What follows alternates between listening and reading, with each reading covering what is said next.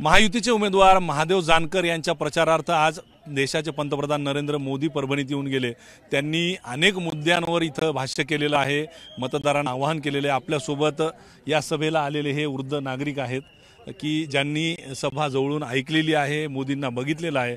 मामा, काय म्हणले मोदी? मोदीने काय म्हणले नाही, सिटीला मतदान करा आणि आतापर्यंत काही सेवा करणार आहे, मी सेवा करणार आहोत आणि राशन 5 वर्ष मोहरी फुकट केलं आणि शेतकरी म्हणतात भाव नाही, पण मी पैसे द्यायला महिन्याच्या महिन्या पैसे आणि वाढून देतो। भाव नाही कापसाला आणि सोयाबीनला अशी बी चर्चा गावात आहे। तर आता मोदी आले होते, त्यांच्या ह्याच्यातून वाटते का पुन्हा भाव मिळेल म्हणून? सांगितलंय, म्हणतात ना देऊ म्हणतात, भाव देतील। बरं, ही आपल्याला अपेक्षा ठेवायची आणि सिटीला मतदान करायचं, बरोबर। हा, पण आम्ही एक शायरी घेतात,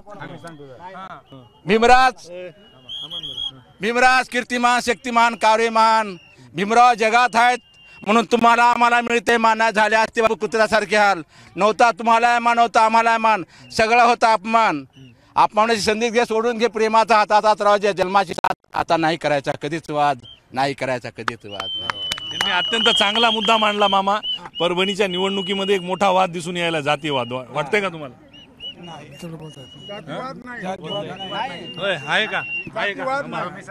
नाही, जातीवाद वगैरे काही नाही। सगळी जनता फक्त विकासाच्या कामासाठी हे झालेली आहे आणि ह्या सरकारने नरेंद्र मोदी भाईने इतका विकास केलेला आहे, रोड असो सगळं असो, गडकरी साहेबांनी इतके रोड वगैरे, आणि विषय आहे पाण्याचा। आमच्या गावाला तुम्हाला सांगतो, आमच्या गावाला लोणीकर साहेबाच्या माध्यमातून वॉटर गेटची योजना झालेली आहे। आम्हाला 240 गावाला वॉटर गेटची योजना झालेली आहे, 240 गावाला वॉटर गेटची योजना झालेली आहे। फक्त मोदी आणि नरेंद्रभाई मोदीमुळे आणि देवेंद्र फडणवीसमुळे हे झालेलं आहे। परभणीचा विकास झाला नाही का? परभणीचा विकास झाला काय मामा, काय नाही तुम्हाला विकास झाला नाही? पण नाही ना, रोड हे रोड हे नाही केले, काय विकास व्हायला पाहिजे होता असं वाटतं? काही केलं आपण इथली नाही, कुठले आहेत मग? हिंगोली जिल्ह्यात हिंगोलीहून आले का? हे हिंगोलीहून आले सभेला इथं। हा, परभणीचा विकास तर नाही झालेला, यांच्याकडून अपेक्षा आहे विकास होईल म्हणून, तर पाहूत आता काय होतं। तर मोदी म्हणाले माझे लहान भाऊ आहेत महादेव जानकर म्हणून। महादेव जानकर ह्या इथल्या स्थानिक उमेदवारांनी असं जाहीर केलेलं आहे की हा माणूस आयात केलेला नाही, लोकांनी लोकांच्या हितासाठी केलेलं राज्य म्हणजे लोकशाही आहे। यांना संविधान म्हणजे काय आहे हेच माहित नाही। महादेव जानकर हा आयात केलेला मुलगा नसून हा एक धनगराचा मुलगा आहे। ह्यांनी भेदभाव ह्या पहिल्या स्थानिक लोकांनी केलेला आहे। हा माणूस आयात केलेला नाही, हा माणूस एक सुशिक्षित आहे। या माणसाला परभणी जिल्ह्याची विकासाची नाड माहीत आहे।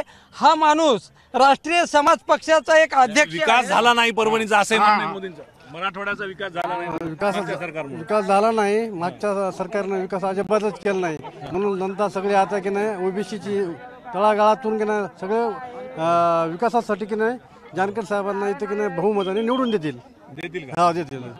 मामा, परभणी म्हणजे जगात जर्मनी भारतात परभणी, हा जगात जर्मनी भारतात परभणी अशी गत झालेली आहे। परभणीचा विकास म्हणजे ह्या गोसाव्यापासून होण्याची शक्यता आहे आणि गोसाई करू शकेल असा आम्हाला 100% भरोसा आहे। कोण करू शकेल? जानकर,